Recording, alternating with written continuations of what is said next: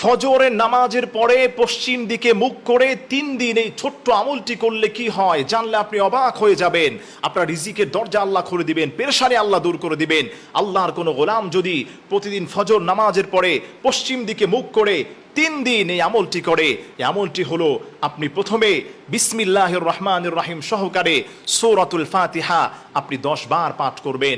প্রথম আমল হচ্ছে বিসমিল্লাহ সহকারে আপনি সূরাতুল ফাতিহা 10 বার আপনি পাঠ করবেন। এরপরে আল্লাহ আল্লাহ আল্লাহ অন্তর থেকে আল্লাহর এই নামটা আল্লাহ আল্লাহ এই নামটাকে আপনি 3 বার পাঠ করবেন। এরপরে আপনি সর্বশেষ ইয়া রাজ্জাকু ইয়া রাজ্জাকু ইয়া রাজ্জাকু আল্লাহর এই খাস নামটি, হে সম্মানের রিজিক দাতা, এই নামটাকে আপনি 100 বার পাঠ করবেন। আল্লাহর কসম খেয়ে বলি, এই ছোট্ট আমলটি যদি আপনি প্রতিদিন ফজর নামাজের পরে 3 দিন পশ্চিম দিকে মুখ করে নিয়মিত যদি 3 দিন আপনি এটা কন্টিনিউ করতে পারেন, আল্লাহর উপর ভরসা করে আল্লাহ তাআলা আপনার রিজিক গায়েব থেকে রিজিকের ব্যবস্থা করে দিবেন। ওমাইয়াত্তাকিল্লাহ ইয়াজআল লাহু মাখরাজা, আল্লাহ তাআলা আপনার পথগুলোকে সহজ করে দিবেন। আল্লাহ সুবহানাহু ওয়া তাআলা আপনার মনের আশা আকাঙ্ক্ষাগুলোকে আল্লাহ পূর্ণ করে দিবেন। চাকরি নাই, আল্লাহর কাছে বলেন, আল্লাহ আপনার চাকরির ব্যবস্থা করে দিবেন। মেয়েটার বিয়ে দিতে পারছেন না, আল্লাহর কাছে আপনি বলেন, আল্লাহ মেয়ের বিয়ের ব্যবস্থা করে দিবেন। ব্যবসায় লোকসান হচ্ছে, আল্লাহর কাছে আপনি বলেন, আল্লাহ লাভবান করে দিবেন। যাই ঝামেলা আছেন, আল্লাহ আপনার ঝামেলা দূর করে দিবেন।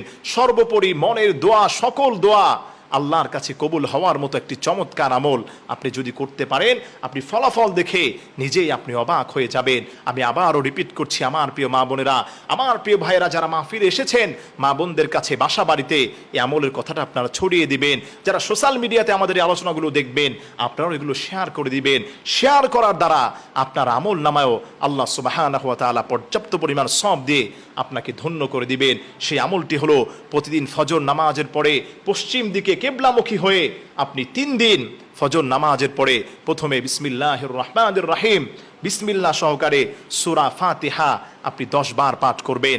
তার কারণ হলো সূরা ফাতিহা হচ্ছে পুরো কোরআনের সার নির্যাস। আল্লাহ তাআলা এই কোরআনটাকে সূরা ফাতিহার মধ্যে যা আল্লাহ দিয়েছেন, এই আয়াতগুলোর মধ্যে পুরো কোরআনের সার নির্যাস আল্লাহ তাআলা দিয়ে দিয়েছেন। বিসমিল্লাহ সহকারে 10 বার সূরাতুল ফাতিহা পড়বেন।